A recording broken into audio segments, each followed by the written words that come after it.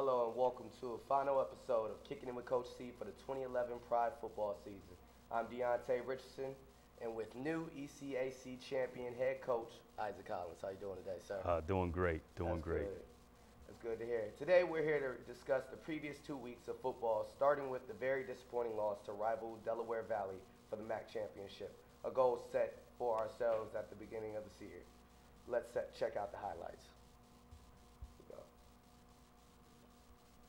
Right off the back here, we see a big sack made by Joe Wojo. Nice job by Wojo, just reading the open gap and running through. At the very beginning of the game, the offense starts off very well as they hand it off to Trent Morrison as he digs upfield for a touchdown. Well, we talked about trying to establish that run game early, so it was great to see Tarrant break out with a great run. Right here, we see the big senior, as always, continue to make plays in big games. Cedric Clayton catch one from Chris Hop. It's a great job by the slot receiver there, getting that safety to draw and opening it up for Cedric. Right here on the D-line, we have a combined sack by Gravenese and Dan Consenza. Great get off there by both those guys. Right here in the defense, the safety, Gary Fish, comes up with an interception, steps in front of the ball and makes a big play. Great job there reading the quarterback, stepping in front, getting a big play. Right here, we were down right now, Coach, and it was feel like we needed a momentum shift. And right here, we get one out of Laquan Robinson, who takes a punt return to the house. It was great. He did this a year ago, and it really kind of gave us some momentum. So it was nice for him to step up, make a big play here for us. Right here, Chris Hop is able to find Anthony Clayton in the middle of the field and digs upfield to set us up for scoring position. It's a good job him settling down in that soft spot. And the drive is able to be capped off by Trent Morrison, who clocks in his second touchdown of the day. It was nice there, finding the pylon, stretching it, and getting in the end zone. To wrap up the highlights, right here we see another big sack and a forced fumble by the defense. It's Chad Gravenese just being relentless as the quarterback stepped up. Nice job there, hitting the quarterback, getting the ball knocked loose. So, Coach, describe to us how you felt about suffering this tragic loss to Delaware Valley this game. Well, I think, we're so early in the process, for us to be where we were, to be playing in the conference championship game, only our second year here. The disappointment was more for the seniors than it was, just losing the football game. I think, from our perspective as a staff, we knew we had some work to do when we took the program over, and I felt like we've done all the little things to put ourselves in position to be successful and to be in a game like that. And I think everything's a learning experience. I think for the guys that will be back next year, they definitely will learn from how you got to be able to close a good football team out. I mean, they're a championship team, one of the best teams in the region. And really in the first half, we had control of the game. At one point, we were up 28-14. I think for us, I looked at it more as the things that we just got to get corrected than it being kind of the end of the world. I know we got a good football program. I know we got some outstanding young men in the program, and it's just a matter of us getting ourselves in a position by working hard this offseason and hopefully getting back there a year from now. Okay. And, Coach, during that weekend, there was a point in time when we didn't know if our season was going to continue or not. Could you tell us how that was, not knowing whether or not we're going to have another practice on Monday? That was, really tough for me, because I certainly didn't want to see the season come to an end that way, for our guys, the way they played all year and the way they battled. So certainly my prayers were answered. I told the team, after the game, that was part of my speech, was I'm going to pray until we get word that we get another opportunity to be able to play someone.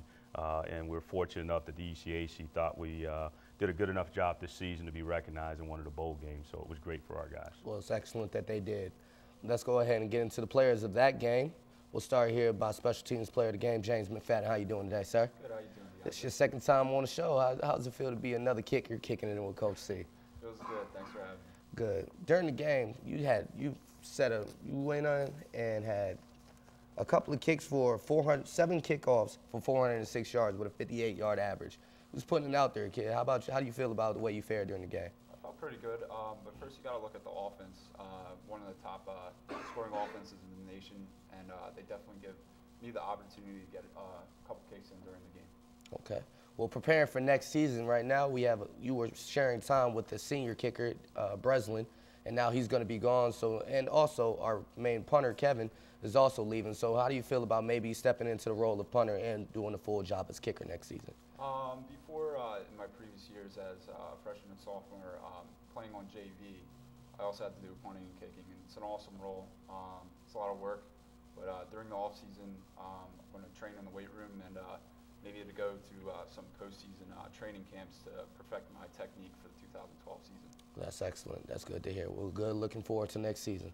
Let's go with the defensive player of the game, Mr. Colin Masterson. How you doing today, sir? Good. How you doing? I'm doing good. How was this year, your sophomore year, playing DB it was for a full season? Last year, you know, you started at quarterback and then made the transition. But how was it your sophomore year playing the full season at DB? It was definitely a big change for me. I never played defense at collegiate level. I haven't played defense since, I think, 8th grade, so it was 4 years off. Definitely a big change in speed, but with the help of the coaches, I mean, they've really put the time in. Coach Williams, Coach Gary, and actually Coach Collins, they put the time in to help me learn the extra things I needed with defense. I mean, I was a quarterback, so obviously you're a quarterback of the offense, but playing safety is not much different. You're basically a quarterback of the defense, so a lot of relations. So, I mean, I felt like I was pretty successful, and I hope to be back there next year. That's good to hear. Well, let's go ahead and get into that game against Waynesburg for the ECAC championship. Let's get into the highlights. Right off the back here, we see Cedric Clayton burning downfield, burning past defenders, and making a tremendous fingertip catch. Great job extending there, making a great catch. And right here, we're able to cap off the drive as Anthony Davis seams across the middle and gets open for another touchdown. Capitalizing on cover zero, no safety help, and he did a great job winning the one-on-one battle. Right here, he beats the one-on-one again as he blow by the linebacker and then for his second touchdown of the day. Good to see a freshman being able to adjust and get himself open in a big game. Right here, we're able to connect with the senior, once again, Cedric Clayton in the back of the end zone making big plays. Great throw, back shoulder throw by the quarterback. Right here, we see the defensive player of the game, Colin Masterson, steps up, makes an interception and returns, able to get a pretty decent return for 20 yards here. This was a great job. You know, he really kind of read the quarterback, you know, broke on the throw. He got us a big turnover, created some great field position for the offense. Right here out of the slot, you see Anthony Davis able to make a small play and to make a big one, a controversial touchdown. It should have been a touchdown here, Coach. What do you think? Well, I mean, the referees get paid to make those calls, so if they said it wasn't a touchdown, I got to roll with them, you know. But we were able to punch it in there with Brendan Kern finishing off the drive. As he always does. Right here, we see Cedric Clayton late in the game, making big plays, continue to make big plays, Coach, as he's playing his last collegiate football game. It was good to see the senior step up and really kind of help us throughout the day to make big plays to get in position to score as we did here. Seeing once again punching it in Brendan Kern as he always does, touchdown number 2. Right here, big play who led to a fury of forced fumbles. Right here, it starts off with Trevor Hicks. Big sack, got off the block, knocked the ball loose, tremendous. Right here, Diante Pergolisi is able to capitalize off it and rush it in for a touchdown. Job hitting the seam and finishing off the run. As I said, fumbles just started to happen left and right as the defense causes another one here. Colin, good job folding back in and getting his hat on the ball, knocking it loose. Right here, as always, what we've been waiting for all season, the coach shower. How do you feel about that, Coach? That's one of those ones you love right there. It looked like he was a little excited. Got me fired up. I was fired up. I was happy for our guys. It was real good to see you celebrating the ECAC championship. When was the last time we won this, Coach? Back in 2006. It's excellent, excellent. Wow, what a feeling that was, Coach. Capping off a 9-2 season as we exchanged from last year's 5-5. How did it feel bringing in fan support that we're not used to? How was it feel playing this season? Well, we talked day one, and I talked a little bit about it when they interviewed me a little over a year ago for this position, that it was going to be about changing the culture, you know, and that's something that we worked really hard to do, starting with our players, and then our players being able to get involved with the campus and getting involved with the administration. And it certainly showed with the fan support that we got out at the stadium this year was tremendous. Let's go to a big part of our success this year, our offensive player of the game, as well as first team All-MAC and the ECAC player of the game, Mr. Cripps Hop. How you doing today? Doing well. That's good, that's good. So you cap off your junior season with 2,555 yards passing, 28 touchdowns, and 8 200-yard games, finishing your season 35 and 57, 470 yards and 3 touchdowns. How were you so successful this year, Chris? Big thing was the coaching. Coach Eager, our offensive coordinator, put us in great positions every week. We always had a very good plan going into the game, and Coach Boudreaux, our quarterback coach, did a very good job of, helping the quarterbacks out and know where our reads were going to be, and just being on time with everything, which is the biggest part. Okay. What are you looking forward to next season and building with the whole new wide receiver core, being that your favorite target is now graduated? Seth and I we had a good run for a couple of years. We got Dennis Woolley, who hopefully is going to.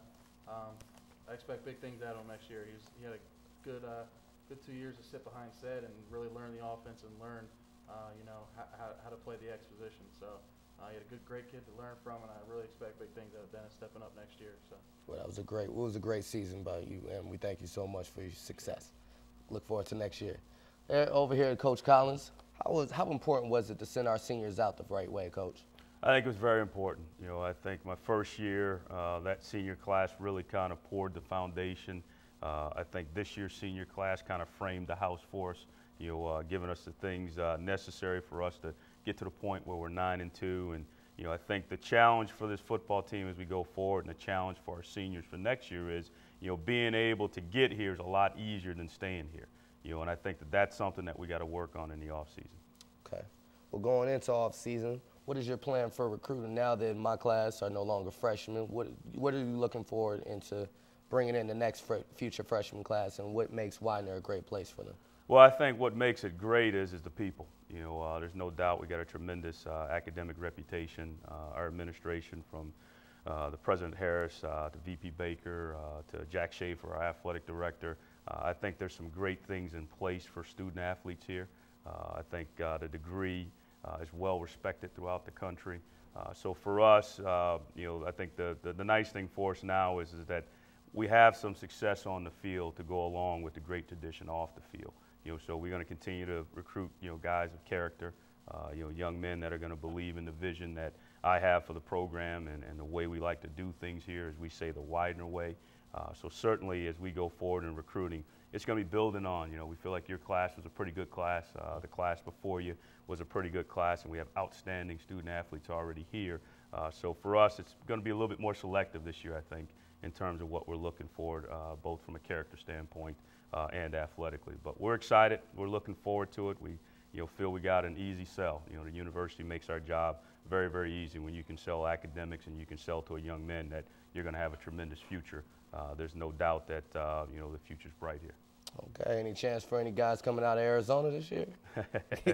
Well, that's up to you. We have to lean on your roots a little bit, but we'll take them anywhere we can get them as long as they're like you. Okay, that's good. Well, how do you plan to prepare the ones that are here during this off season, Coach? Well, it's really simple. We know that my number one thing that I'm going to preach to the guys is that it starts with us getting back to the basics. Getting to this point was a lot of hard work. So now we got to go back and not only work hard, but I think we got to be detailed in that hard work. I think one of the reasons why we came up a little bit short in that big game was we weren't as detailed. And I think if we can do this off season, get every guy in the weight room, get every guy in the summer running and conditioning, every guy when we get out to spring drills, being more detailed in what they're doing, I think it'll pay dividends and put us in a position where we can compete with the teams in the MAC conference, which is where everything starts. We just want to be competitive, and put ourselves in a position where we're not beating ourselves, and being well respected off the field with the community are all things that I think will help us be successful as we go forward. Well, Coach, I would like to congratulate you on your first postseason win, as well as a 9-2 season, and the season that you gave my freshman year, Coach. I appreciate it. Appreciate it. Well, forward to it. The countdown begins till kickoff against Western Connecticut in the 2012 season, as Widener University Pride football program will settle for nothing less than the #1 in the MAC. Till next season, as always, I am Diante Richardson, and I'm here with Coach C. Come and kick it with us next week. Have a blessed holiday to you and yours. Peace. All right, guys. Hey, got a lot of stuff there.